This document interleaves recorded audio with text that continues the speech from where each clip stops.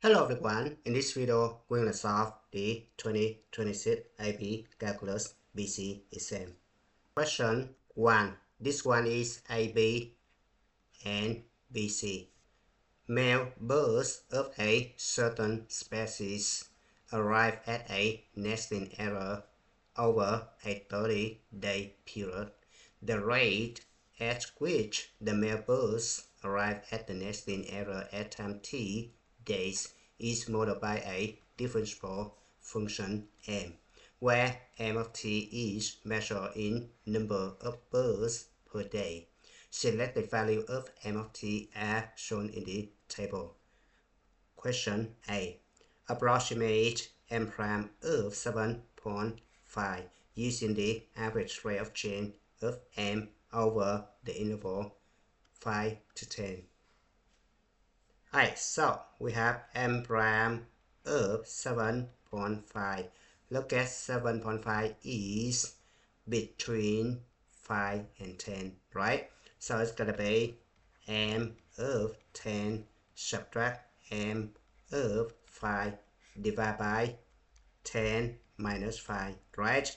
Now m of 10 is right here 16, subtract m of 5 is 7 divided by 5, right? So it could be 9 over 5, which is 1.8 birds per day. Now question B. Use a midpoint remain sum with the three subintervals 0, 10, 10 to 20, and 20 to 30 to approximate the interval from 0 to 30 of m of t dt. Alright, so we have interval from 0 to 30 m of t dt. We look at the table right here. 0, 10, the midpoint is right here, right? 10 to 20, the midpoint is right here, right? And 20 to 30, the midpoint is right here, right? So it's gonna be m of 5 times the width right here, 10, right? Plus m of 15 times the width is right here, 10, right? Plus m of 25 times the width is right here, 10, right? Now m of 5 is 7, m of 15 is 6, and m of 25 is 2, right? So we have 10 times 7 plus 10 times 6 plus 10 times 2. So it's going to be 70 plus 60 plus 20, right? It's going to be 150, right? Now question 2i. Interpret the meaning of interval from 0 to 30 of m of t dt in the context of the problem. So we need to say that the interval from 0 to 30 of m of t dt represents the total number of male birds that arrive at the nesting error over the 30-day period from t equals 0 to t equals 30. Now let's move on to question C. The rate at which female birds of the same species arrive at the same nesting error in birds per day is modeled by the function f defined as follows. How many female birds of this species arrive at the nesting error from t equals 15 to t equals 45? Alright, so technically you need to find the interval from 15 to 45 of 18 plus 16 sine of pi over 20 times t plus 15 dt, right? This guy right here, 15 to 45, right? Now since this one is calculator active problem, we need to print up the calculator, hit add calculator, right? So we're gonna hit the button right here, input the interval from 15 to 45. Now you're gonna input the expression right here. Then hit Control Enter. It's gonna be set for 1.859, right? But the question wants you to round your answer to the nearest integer. So it's gonna be approximately set for 2 bursts, right? Now question D. On the interval 15 to 30, the difference in the rates at which male and female birds of this species arrive at the nesting error can be modeled by the differentiable function d of t equals m of t minus f of t, where f is the function defined in part C. Is there a time t in the interval 15 to 20 such that d of t equals 0? Alright, technically, we're going to use the intermediate value theorem to do this problem. Alright, so at t equals 15, we're going to have m of 15 equals, we look at the table right here. M of 15 is set right here, right?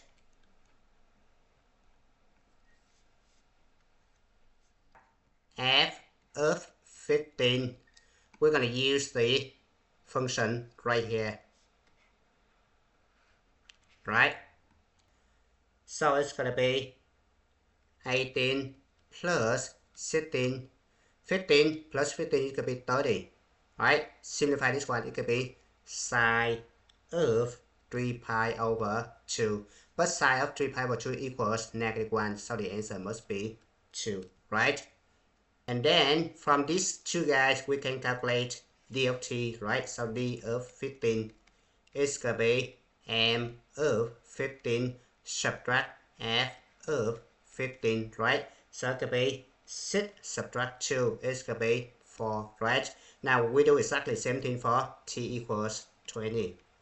Then we have d of 20 is going to be m of 20 subtract f of 20, right?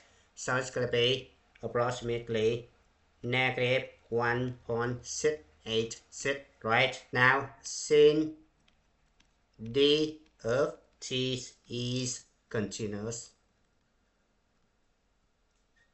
and d of 20 less than 0, less than d of 15, right?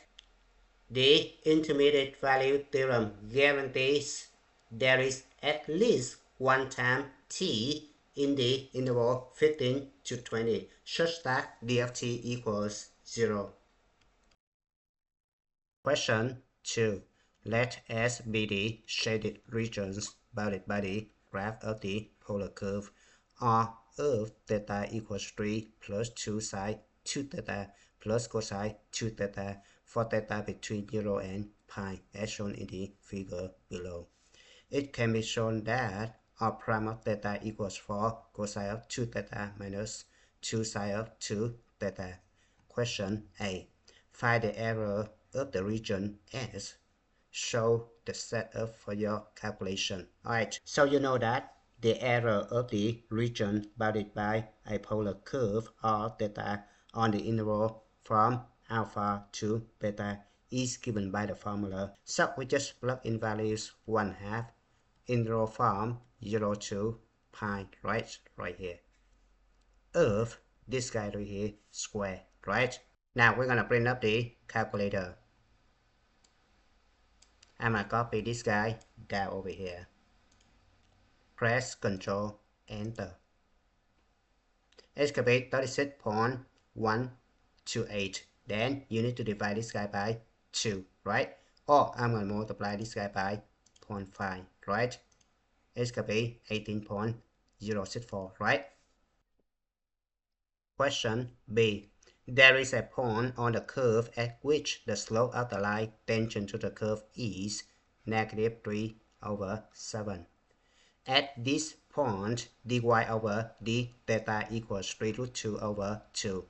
Find ds over d theta at this point. Alright, so you know that the slope is going to be m equals dy over ds equals -3/7, right? So we have dy over dx is the same thing as divide the top bottom by d theta, right? Because we need to use this information, right, to find this guy, right? So it could be dy over d theta divided by dx over d theta.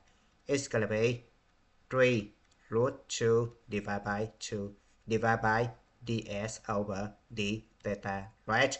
So ds over d theta equals 3 root 2 over 2 divided by dy over ds, but dy over ds equals negative 3 over 7, right? So we're going to multiply this one reciprocal. It's going to be negative 7 over 3, right? So we're going to simplify 3 and 3 cancel out. It's going to be negative 7 root 2 over 2, right? Now question C. Find the value of angle theta in the interval 0 to pi over 2 at which the radius has a critical point. So you know that a critical point occurs where r prime of theta equals 0, right? So we have 4 cosine of 2 theta subtract 2 sine of 2 theta equals 0, right?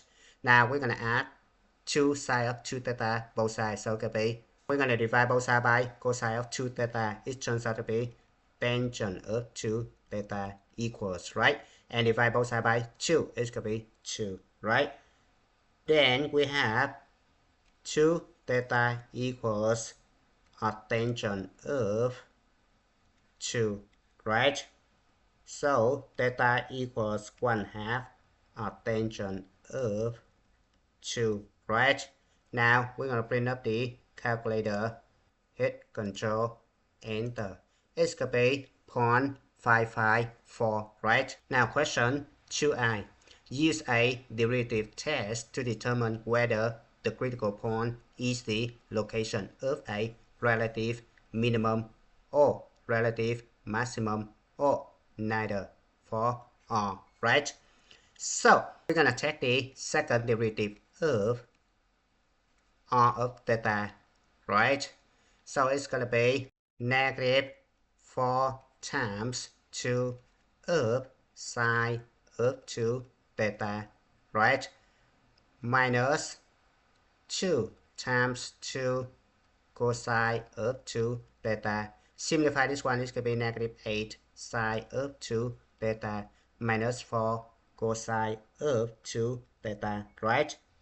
Double prime of 0.554, right? Right here. So we just print up the calculator, enter. It's going to be negative 8.944, right? Which is less than 0, right? So by the second derivative test, since r prime of 0.554 equals 0, right? And r double prime of 0.554 less than 0, right? The critical point is a relative maximum. Now question D. Find the average distance from the origin to a point on the polar curve. Alright, so we have the formula of the average value. It's going to be, now the interval is right here, and this is A, this is B. So it's going to be 1 over pi minus pi over 2, right? Interval from pi over 2 to pi, right? Of this guy right here, right? Now previously I already used this guy, right? So I just copy this guy down over here. Now I just change the upper bound and lower bound, that's it. And don't forget to remove the square right here. Pi subtract pi over 2, which is pi over 2. 1 divided by pi over 2, which means 2 over pi, right? So I need to multiply this guy by 2 over pi. And then press Control, Enter. It's going to be 1.727, right? Question 3. This one is AB and BC. A pie is taken from a hot oven and put on a table. The internal temperatures of the pie at time t minutes can be modeled by the function h that satisfies the differential equation right here, where h of t is measured in degrees Celsius and h of 0 equals 75. This one is the initial condition. For t greater than 0, it's known that h of t between 20 to 75. Question A.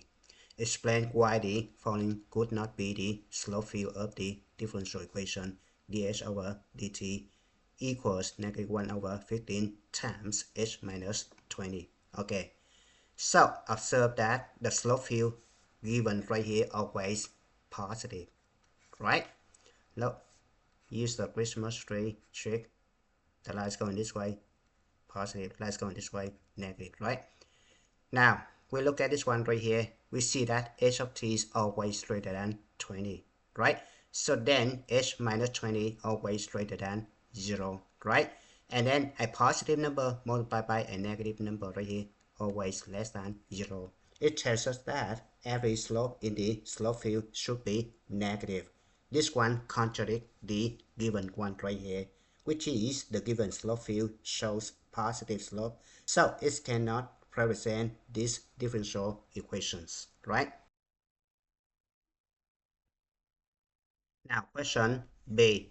Find the slope of the line tangent to the graph of h at time t equals 0. Right. So we need to use the differential equation and the initial condition h of 0 equals 75, right? So it's going to be negative 1 over 15 times, substitute 75 for h minus 20, right? So it could be negative 1 over 15 times 55, right? Simplify this one, it's going to be negative 11 over 3. Or you can leave the answer like this, that's fine, right? Therefore, the slope of the tangent line at t equals 0 is negative 11 over 3 degrees Celsius per minute. Now question C. It can be shown that the second derivative of the function h is 1 over 225 times h minus 20. The line tangent to the graph of h at time t equals 0 is used to approximate h of phi, right?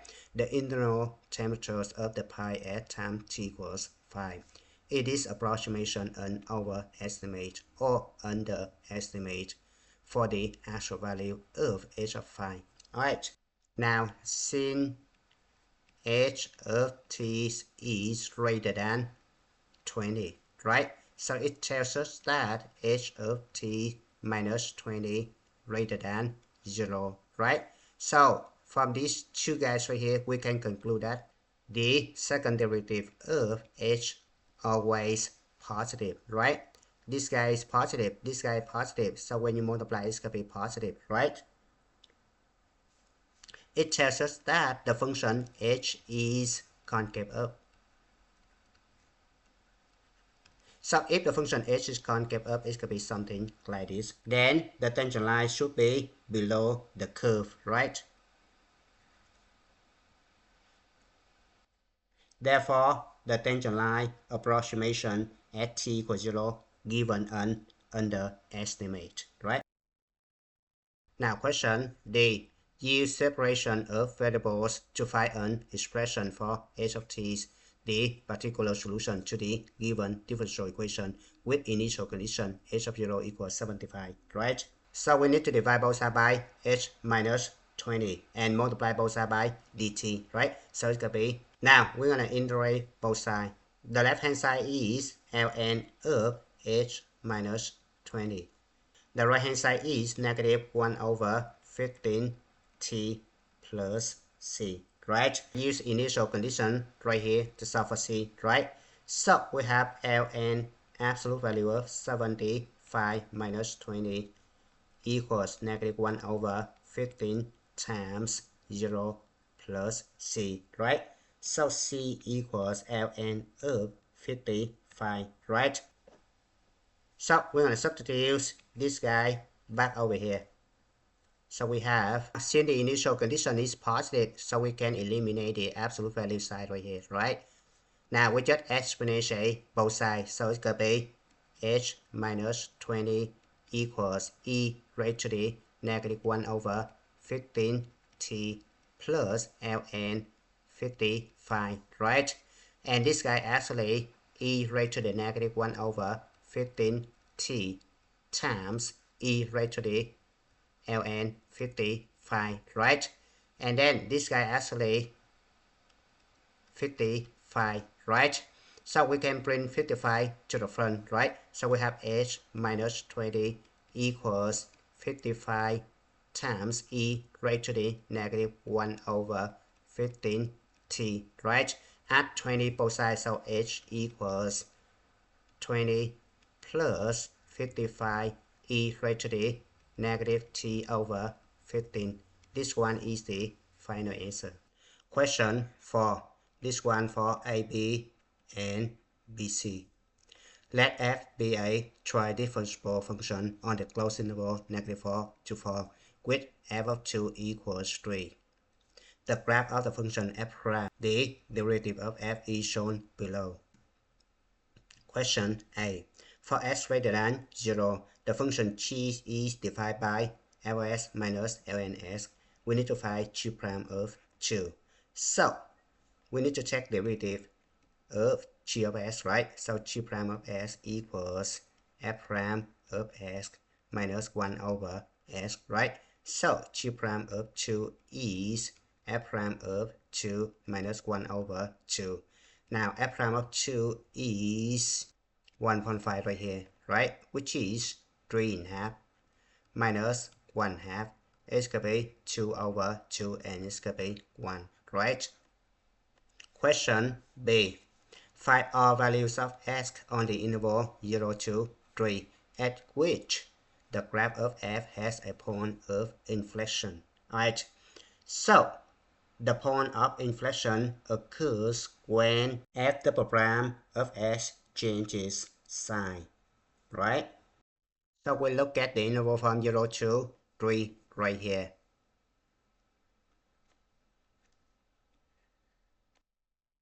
Alright, so we only have this point right here, right? Observe that f prime changes from increasing to decreasing. In other words, f double prime of s changes from positive to negative, right? F double prime is the slope of f prime, right? So if the tangent lines go this way, the slope is positive. Tangent lines going this way, the slope is negative, right? Question C. For s greater than or equal to -4 less than 4, on what open intervals, if any, is the graph of the function f both increasing and concave down? When it comes to increasing function, f prime must be greater than 0, right? And concave down, f double prime should be less than 0, right? So we look at the graph right here. We need to find the interval where f prime of s greater than 0, right? And f double prime of s less than 0, right? Now you need to be careful. This is the function of f prime, right? So f prime of s greater than 0 when it's above the x-axis, right? So it's above the x-axis should be from here to here, right? Now f double prime of s less than 0. F double prime is the slope of the tangent line of the function f prime, right? So we just draw the tangent line right here, and we see that this guy is positive slope, which is greater than 0, right? F double prime greater than 0. Draw this guy. So we see that this interval right here, f double prime of s less than 0, right? Because the slope is negative. And this guy right here, the slope is positive, right? So the only interval that satisfies this condition is from 1 to 3 only, right? Which is this guy right here, right, is above the axis, so it's positive, right? And the slope is negative, right? Now let's move on to question D. Question D is considered the most difficult question in this exam. Now, on the interval -4 to 4, find the value of s at which f has an absolute minimum and the value of s at which f has an absolute maximum. Alright, so basically, we look at this one right here, we see that this one is the closed interval. Think about the candidate test, right? First, you need to find the critical numbers, right? So the critical numbers occurs when f prime of s equals 0 or undefined, right? On the interval -4 to 4, f prime of s is 0 when s equals -2 and 3, right? Now we're going to use the candidate test. So we're going to sketch the table as follows. Now we need to take advantage of this guy right here. F of 2 equals 3. Alright, now we're going to use the fundamental theorem of calculus. So we have the integral from -4 to -2 of f prime of s ds equals f of -2 minus f of -4, right? So then f of -4 equals f of -2 subtract the integral from -4 to -2 of f prime of s ds, right? Now we look at the graph, integral from -4 to -2. This guy right here, below the axis, so should be negative, right? So f of -2 subtract a negative number is the same thing as f of -2 add a positive constant a, right? So this guy always greater than f of -2, right? Now, the integral from -4 to 4 of f prime of s ds is f of 4 minus f of -4. So f of -4 is f of 4 subtract integral from -4 to 4 of f prime of s ds, right? Which is the net change of this guy at this guy, right? And at this guy, right? And you see that the error above the x-axis always bigger than the error below the axis, right? So this guy always positive, right? So f of -4 equals f of 4 subtract a positive number is always less than f of 4, right? Now from these two guys right here, we can conclude that f of -4 always greater than f of -2 and less than f of 4, right? We need to calculate f of -2, right? So we have the integral from -2 to 2 of f prime of s ds is f of 2 minus f of -2, right? So then f of -2 equals f of 2 subtract integral from -2 to 2 f prime of s ds, right? But f of 2 is 3, right? And the integral from -2 to 2 of f prime of s ds is the error of the region above the axis, right? It's going to be right here. And it's always positive, right? So 3 subtract a positive number is less than 3. At s equals 3. The sign of f prime of s does not change, right? This is still positive and this is still positive.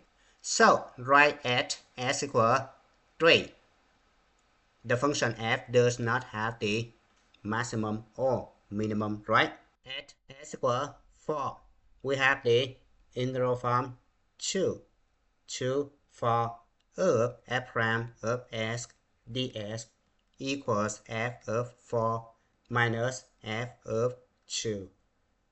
And then f of 4 equals f of 2 plus the integral form 2 to 4 of f prime of s ds, right? Now, the integral from 2 to 4 of f prime of s ds, it should be above the x-axis, right?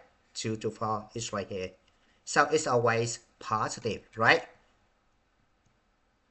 Now, f of 2 plus a positive number is always greater than f of 2, right? But f of 2 equals 3, right? So we can conclude that f of 4 always greater than 3, right? Now we're going to make conclusion. We have f of negative 4 right here, always less than f of 4, right? And f of 4 right here, always greater than 3, right? So this guy is the absolute maximum, right? And absolute minimum is right here, because this guy less than 3, right? So at s equal negative 2, right? So we need to make conclusion. The absolute maximum occur at s equal 4. And the absolute minimum occurs at s equal negative 2. Question 5. Let f be the function defined by fs equals cube root of s minus 1. Let g be the function defined by g of s equals e to the negative 2x plus 4. The graphs of f and g intersect at the point 2, 1, which is right here. Let R be the region bounded by the graph f, the x-axis. This one is f, the x-axis right here, and the vertical line s equal 2 right here, as shown in the figure. So this is the region R. Question A. Evaluate the integral from 1 to 2 of f of s ds. Alright. So basically, the integral from 1 to 2 of f of s ds is the integral from 1 to 2 of this guy right here. And it's going to be integral from 1 to 2 of s minus 1 raised to the 1/3 ds, right? Now ds, we can rewrite this one as ds minus 1, right? So this guy and this guy agree. We can use the power rule, right? So it's going to be s minus 1 raised to the 1/3 plus 1/3 plus 1 evaluated from 1 to 2, right? So it's going to be 3/4 times s minus 1 power 4/3, right? Evaluated from 1 to 2. So it's going to be 3/4 times, substitute 2 for s, it's going to be 1, right? Substitute 1 for s, it's going to be 0, right? So the answer must be 3/4. Question B. Write but do not evaluate an expression involving one or more integrals that gives the volume of the solid generated when the region R is rotated about the x-axis. We're going to use the disk method, right? It's going to be volume equals pi times the integral from 1 to 2 of f of s altogether square ds, right? And it's going to be pi times the integral from 1 to 2 of cube root of s minus 1 altogether square ds. That's it. Now question C. Write but do not evaluate an expression involving one or more integrals that gives the perimeter of the region R. Alright, so basically perimeter, which means we're gonna add this guy, and this arc length up, right? Now we know that this guy equals 1, right? 2 minus 1 equals 1. This guy equals 1, right? Now we just calculate this one. We're going to use arc length formula, right? So perimeter equals the integral from 1 to 2 square root of 1 plus f prime of s all together square ds, right? Plus 1 and 1 right here. We need to calculate f prime of s, right? So we have f of s equals cube root of s minus 1. Then this guy can be written as s minus 1 raised to the 1/3, right? So f prime of s equals 1 over 3 times s minus 1 raised to the 1/3 subtract 1, which is negative 2/3, right? So it's gonna be 1 over 3 times s minus 1 raised to the 2/3, right?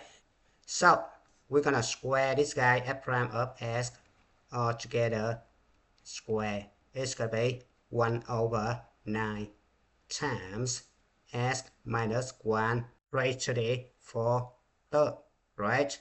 So we substitute over here. So it's gonna be integral from 1 to 2 square root of 1 plus 1 over 9 times s minus 1 raised to the 4/3 ds plus 2, right? Now question D. Evaluate the integral from 2 to infinity of g of s ds equals e to the negative 2s plus 4. So we have the integral from 2 to infinity of e to the negative 2s plus 4 ds, right? It's going to be limit when a approaches infinity of the integral from 2 to a of e to the negative 2s plus 4 ds, right? So it's going to be limit when a approaches infinity of, now remember we have e raised to the as plus b. When we take antiderivative of this one, it's going to be 1 over a e to the as plus b plus c. So keep that in mind. A in this situation is negative 2, right? So it could be negative 1 over 2 e to the negative 2s plus 4, right? Evaluated from 2 to a, right? So it's going to be limit when a approaches infinity of negative 1/2 times e raised to the negative 2a plus 4, right? Subtract e raised to the negative 4 plus 4, right? So it could be limit when a approaches infinity of negative 1/2 times e raised to the negative 2a plus 4 minus e raised to by 0 is going to be 1, right?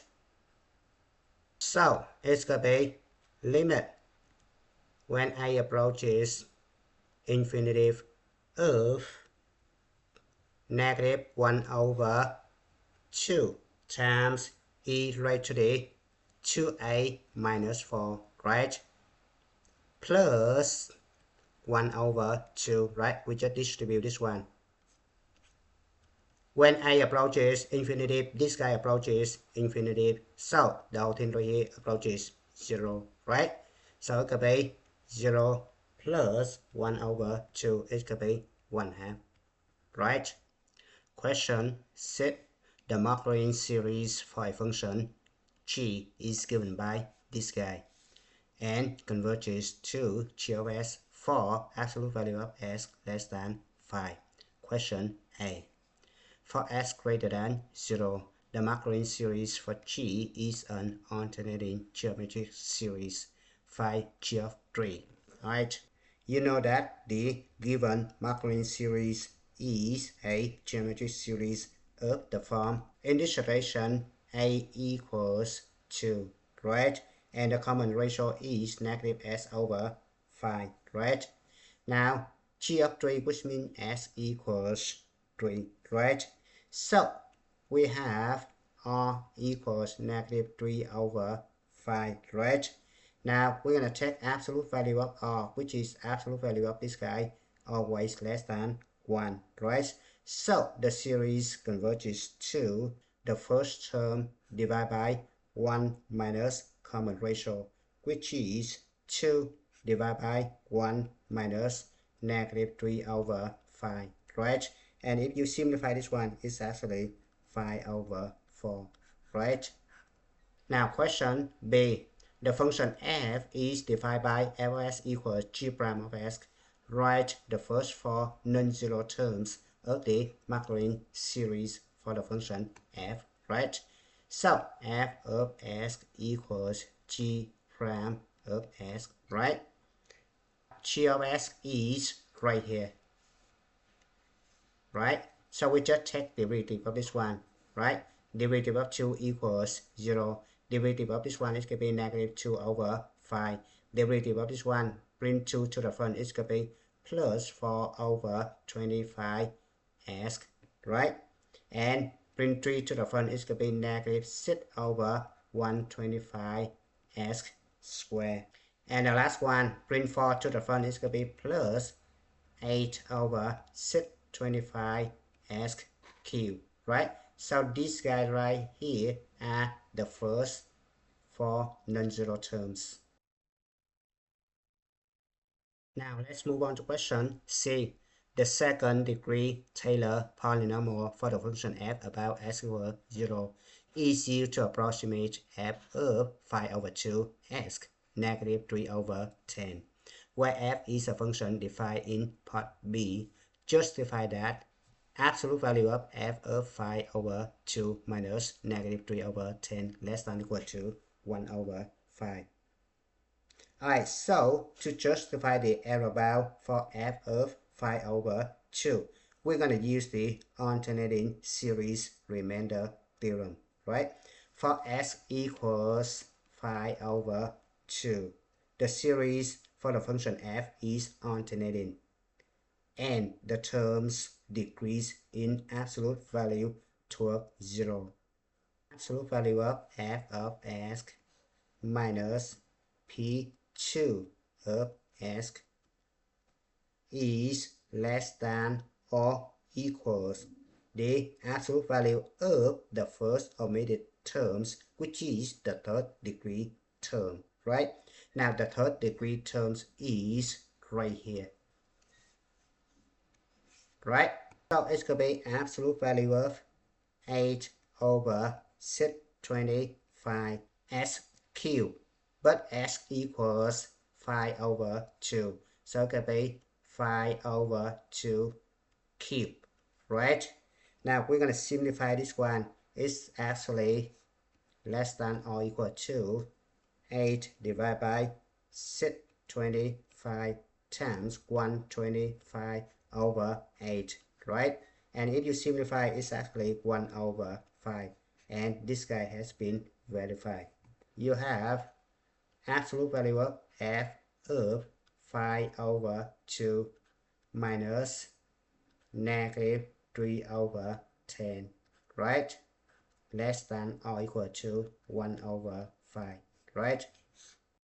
Now question D. The function h is defined by h of s equals 25 g of s minus 2 times e raised to the s. Question I. Write the first three non-zero terms of the Maclaurin series for the function es. Alright, so basically you just memorize the formula, right? It's very simple.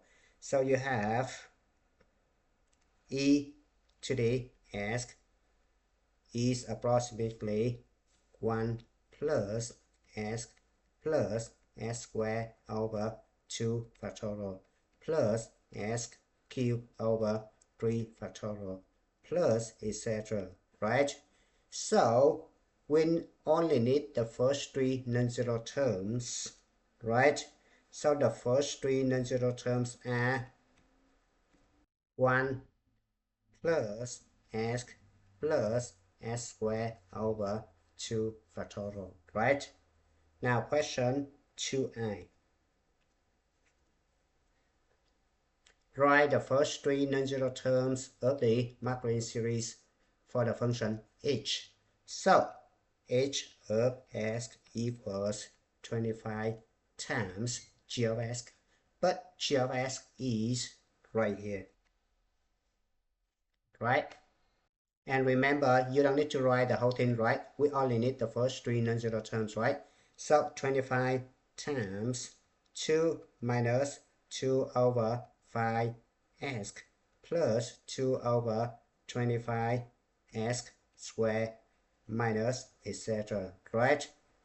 Subtract 2 times e to the s and e to the s right here, and we only need the first three non-zero terms, right? 1 plus s squared over 2 factorial, which is 2, right? Plus etc. Now we're going to distribute this one. 25 times 2, it could be 50. Subtract 10s plus 2s squared. Subtract 2 times 1, it could be 2. 2 times s could be 2s. 2 times this one, it could be s squared, right? Now we're going to simplify this one. So it could be 50, subtract 2, it could be 48. Negative 10s, subtract 2s, could be negative 12s. 2s squared, subtract s squared, it could be plus s squared, right? This one is the final answer. And it's your time to stop. Thank you for watching. I hope you enjoyed the video. Remember that if you failing to prepare, you're preparing to fail.